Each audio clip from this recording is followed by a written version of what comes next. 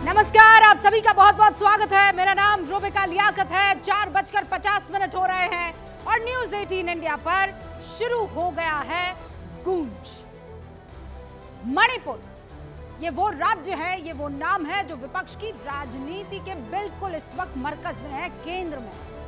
मणिपुर हिंसा, ये वो मुद्दा है जिसको लेकर इतना हंगामा हुआ कि 2023 का संसद का पूरा मॉनसून सत्र सिर्फ हंगामे की भेंट चढ़ गया। 3 मई 2023 को मणिपुर हाई कोर्ट के एक फैसले के बाद वहां दो समाज के बीच ऐसी आग लगी कि हिंसा का एक लंबा दौर शुरू हो गया। अभी जब राष्ट्रपति के अभिभाषण पर धन्यवाद प्रस्ताव, उस दौरान जब प्रधानमंत्री नरेंद्र मोदी चाहे लोकसभा में बात कर रहे हो कि बात कर रहे हो राज्यसभा में, यही वो मणिपुर का मुद्दा था जिस पर विपक्ष ने एक सेकंड के लिए भी नारेबाजी बंद नहीं की। एक सेकंड के लिए भी। 133 मिनट आप नोट कर लीजिएगा। मणिपुर का मुद्दा बार बार यहां तक कि वेल तक में चले गए तमाम सांसद विपक्ष के। मैतेई समाज, कुकी समाज। अब सुनिए पूरा मामला डिटेल। तो ये दो समाज है, मणिपुर के दो बड़े धड़े हैं, दोनों एक दूसरे के खून के वहां पर प्यासे हो गए हाईकोर्ट के एक फैसले के बाद। 28 फरवरी 2024 को मणिपुर विधानसभा में अभिभाषण के दौरान ही मणिपुर के राज्यपाल एनिसुइया उइके ने क्या कहा, मैं आपको सुनाना चाहती हूं। उन्होंने कहा कि 3 मई 2023 यानी हिंसा के शुरू होने वाले दिन से लेकर 28 फरवरी 2024 तक, ये आंकड़े आपके सामने हैं। 3 मई 2023 से लेकर 28 फरवरी 2024 तक मौत कितनी हुई है? 219। राजस्व हानि हुई है 800 करोड़ की।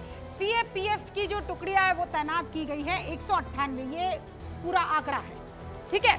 फिर आप आइए, सेना की 140 टुकड़ियां तैनात हुई है और अब तक 1,87,143 लोगों को हिरासत में लिया गया है। ये टेबल आप देख लीजिए। ये इस वक्त मैं जो आपको बता रही हूं, ये वहां के राज्यपाल एनिसुइया की तरफ से जो जानकारी दी गई थी वो आपके सामने। एफआईआर कितनी दर्ज हुई है?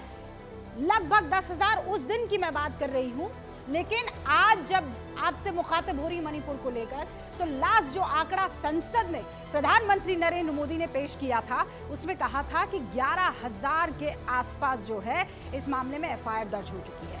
सीबीआई और एनआईए ने 30 केसेस जांच उसकी शुरू कर दी और ये राज्यपाल के अभिभाषण के अंश में आपको उसे डेटा में कन्वर्ट करके बता दी। हिंसा पर काबू पाने के लिए केंद्रीय गृह मंत्रालय ने सीएपीएफ की 198 कंपनियां, इंडियन आर्मी की 140 टुकड़ियां तैनात की है और बाकी पूरा आंकड़ा यानी एक्शन वहां क्या हो रहा है ये आंकड़े साफ तौर पर बता रहे हैं। फिर कह रही हूं 28 फरवरी के आंकड़े हैं, उसके बाद मामला और इन आंकड़ों में तब्दीलियां हुई होगी। कैसे आरक्षण पर एक फैसला जो लिया गया, उसके बाद मणिपुर में विरोध का ऐसा विस्फोट हुआ जिसने पूरे राज्य को अपनी लपटों में ले लिया। फैसले के वक्त किसी को अंदाजा नहीं रहा होगा कि मामला ऐसा होगा कि राजनीतिक रूप से यहां पर किसका फायदा किसका नुकसान ये देख लिया जाएगा। देश की संसद पूरे सत्र के लिए ठप हो जाएगी, किसी ने नहीं सोचा। और सियासी पार्टियां अपने अपने हिसाब से इस मुद्दे को भुनाएगी, किसी ने नहीं सोचा। आज राहुल गांधी दूसरी बार हिंसाग्रस्त मणिपुर पहुंचे हैं। एलओपी है, कांग्रेस के बड़े लीडर हैं, उनका वहां जाना जरूरी है, लेकिन कांग्रेस कह रही है कि पीएम के पास मणिपुर जाने का वक्त नहीं है। जबकि राहुल गांधी पहले भारत जोड़ो न्याय यात्रा के दौरान और दूसरी बार आज मणिपुर पहुंचे।